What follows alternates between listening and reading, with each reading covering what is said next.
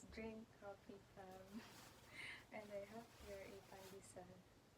So this is very Filipino. You have to dip the pandesal in your coffee and then you eat it like this. Yum. There gonna be a 3-day transportation strike here in the Philippines. So beginning July 24 to July 26. So today we're gonna talk about the public transit here in the Philippines. The first public transportation here in the Philippines is this is the most common one, and I'm sure most of you are familiar with it. So it's the jeepney, and it is also an iconic national symbol. And it came to be thanks to the Americans who left their jeepney surplus after World War II. That's according to my research. Enterprising Filipinos turned them into a passenger vehicles, and they do the makeover, and yeah, so that we have a jeepneys now. And also another thing that you need to remember when you're riding a jeepney is the signboard. You have to take note of the signboard. The signboards will help you get into the right route and will help you not to get lost. And also, you can ask the vendors what kind of jeepney will you take. And the minimum fare as of now is 12 pesos, which converts to 0.22 US dollar.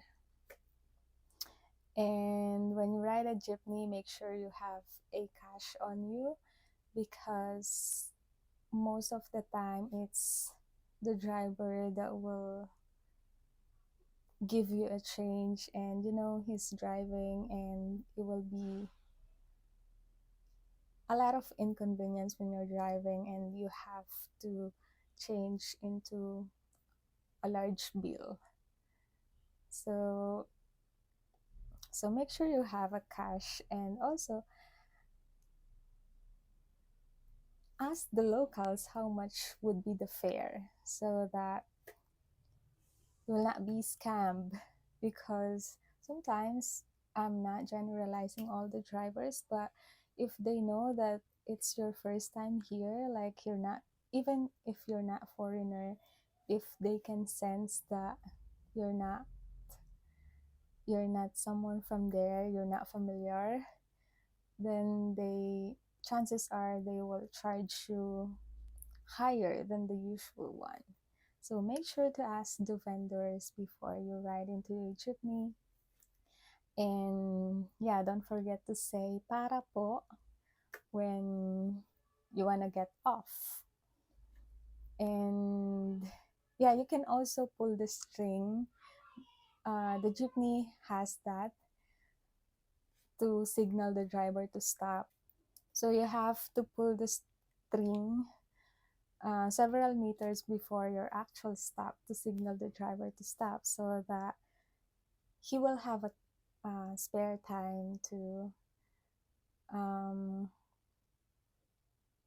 to slow down and then stop to where you want to get off. And yeah, don't forget to say para po.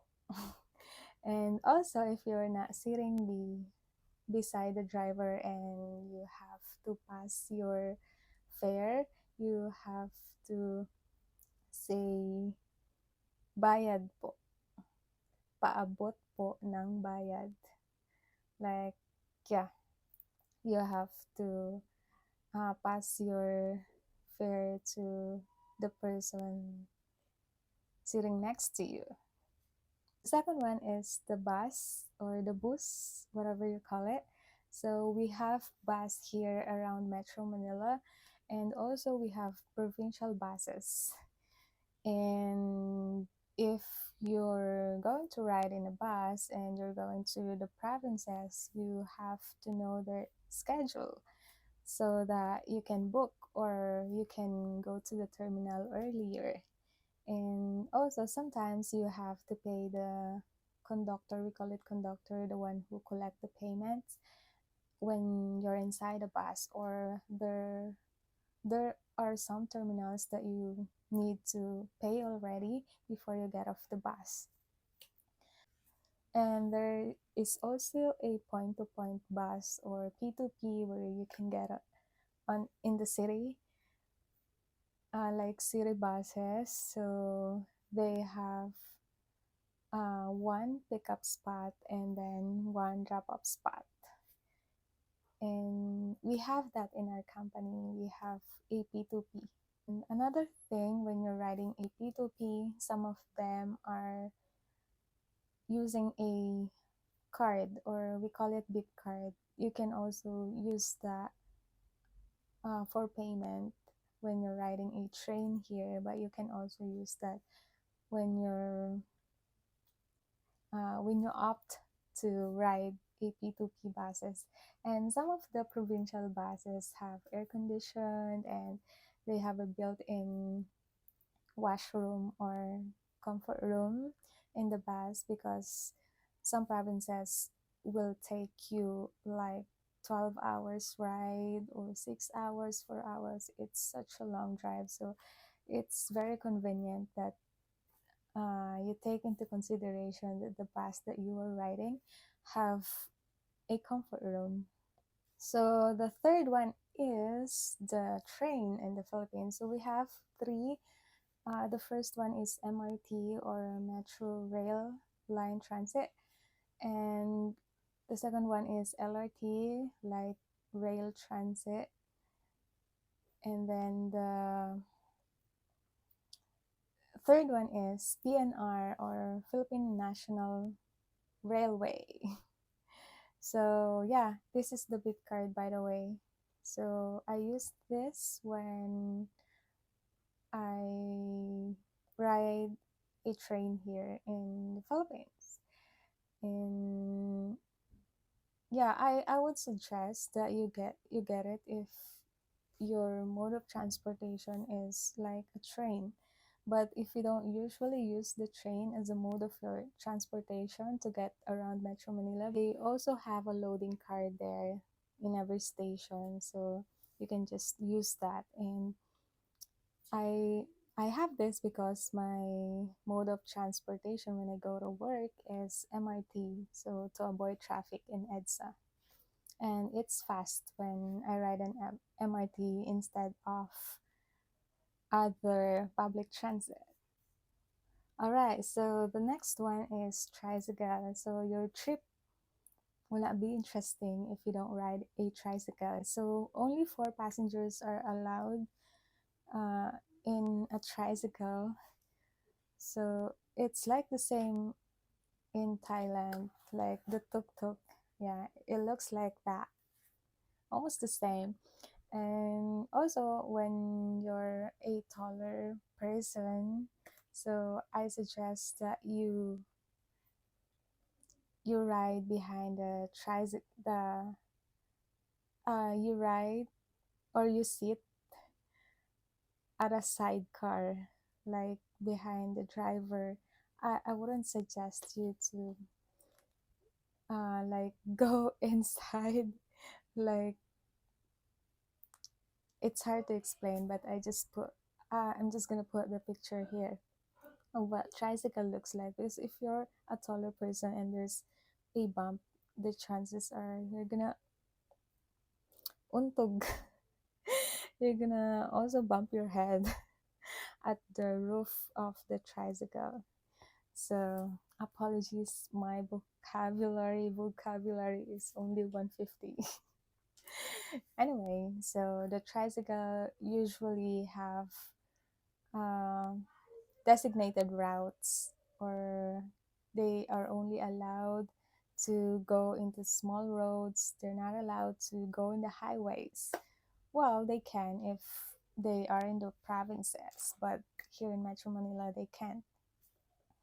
And you can also hire a tricycle as a private vehicle. So, but it's the fare in tricycle is much expensive compared to a jeepney. Next one is pedicabs. So pedicabs is almost like the same in tricycle, but it can only carry two passengers, and they're also not allowed to drive in the main road. The next one is taxis. So taxis is I would highly suggest for you to ride a taxi when you want a comfortable ride, because there are taxis that are air conditioned. If you're looking for a pick up or drop off service when you're traveling around the Philippines, so I would suggest you would look for a taxi cabs. And there are also type of taxis too, like we also have a Grab taxi. You can download them in the app. Metered taxis have fixed flag down rate of 40 pesos, which is amounting to 0.72 US dollars, and an additional cost will be added depending on the time that you spent or the distance. But I wouldn't suggest you ride a taxi if it's traffic, because it will cost you a lot, especially if you're gonna pass along EDSA. It's so traffic. So might as well book a Grab so that you can already know how much would be your fare. So no additional, no scamming. That's all I can say. So if you're coming to the airport, you may come across with coupon taxis and yellow taxis. So the coupon taxis is a blue mark check taxi, which which charge you with a fixed rate based on the LTO, while the yellow taxi is like a metered taxi, so the cost is much higher. So the next one is the ferries or the boat. So this is an option for you if you're gonna uh, go, depending on the places that you're gonna visit. But this is the most common sea transportation, the ferries. We also have a smaller one, the bangka. We call it the bangka or the motorboat. But ferries is like a large one, and they will charge you a fixed rate, and they usually ride based on schedules. They follow schedules, and so that makes you easier to plan your trip. And yeah, ferries are the one that I ride when I am going to my province of Oriental Mindoro. And yeah, we also ride a bangka when we're just going to an island hopping. So, but an bangka or a motored boat, you cannot load it with more passengers because you don't wanna get drowned, right? So there's a maximum passengers only. And I would highly suggest that you do your research first, so where you can get the tickets for your ferry boat here in the Philippines. But usually you can get it in the port. So there are terminals there. So you do have an options what time will you ride, will you book. Some require advanced booking.